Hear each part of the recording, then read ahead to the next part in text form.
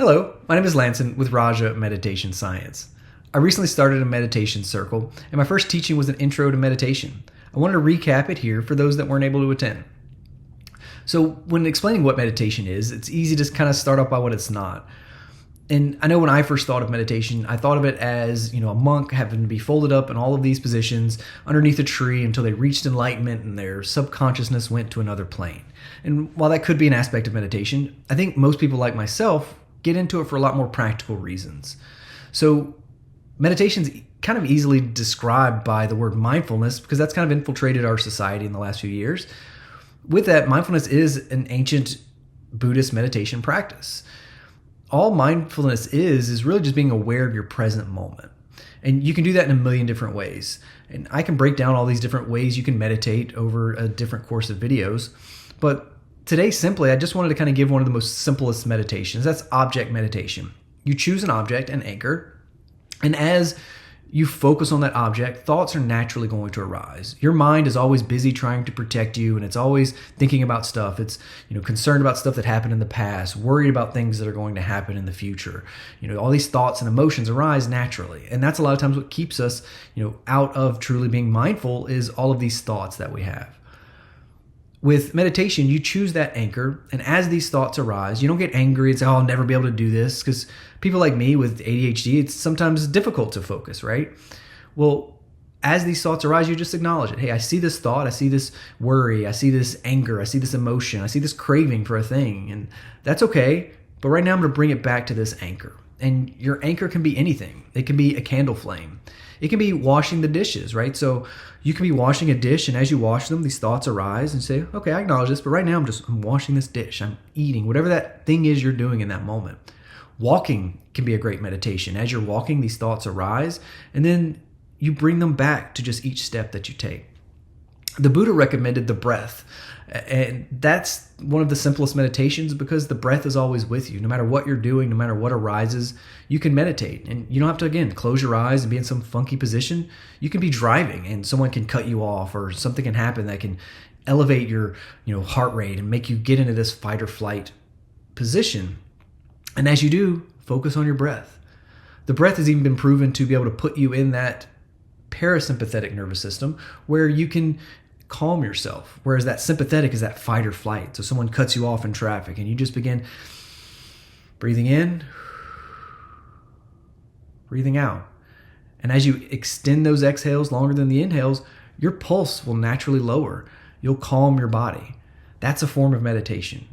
So the reason we meditate, while it can very much be spiritual reasons to meditate, really any religion or anything like that can have its own meditation practice. It doesn't belong just to Buddhism or anything like that.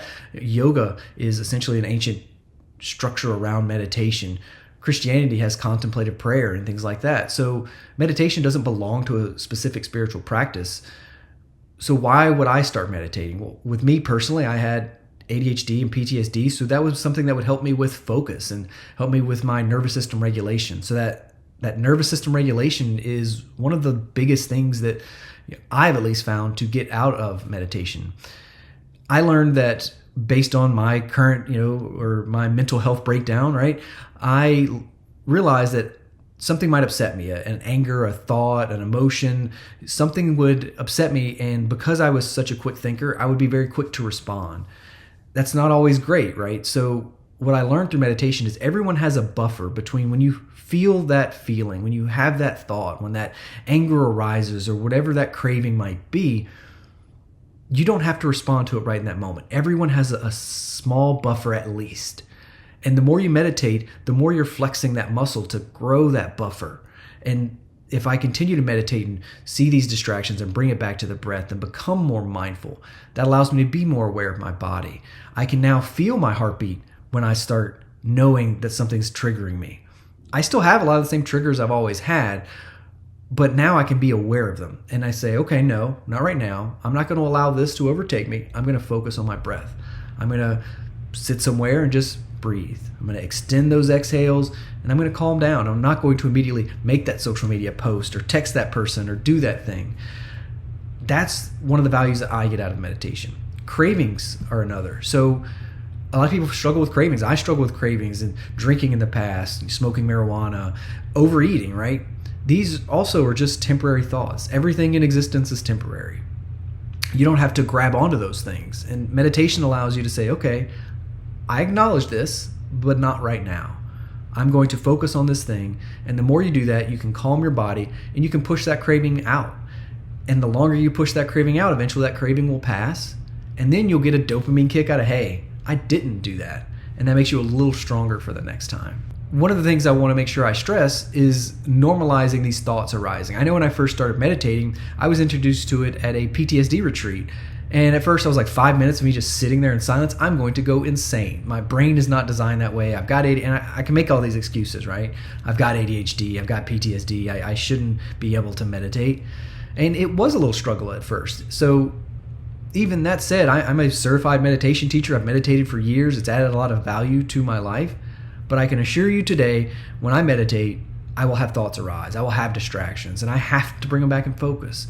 But it's building those neural pathways every time I do that. And that's helping me with that nervous system regulation. It's helping me with those cravings. It's just choosing an anchor, allowing thoughts to arise as they do, acknowledge them, but bringing it back to the anchor. And just growing and flexing that muscle over time will help you with all of these different things. Your nervous system regulation, cravings, and sure, there can be a spiritual path as well. And I definitely recommend pursuing those if that's something that interests you. But up front, I just want to make sure that I'm sharing this with my friends and family so they can help to be more regulated in the future as well. Thank you for taking a moment with me today.